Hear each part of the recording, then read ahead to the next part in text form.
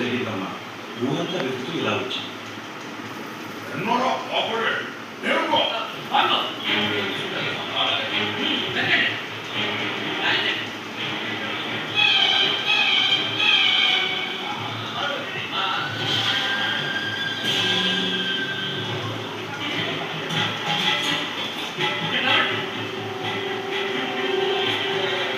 ఏంటి స్వామి నీ ఇంటిని నన్ను దూరం చేస్తావా?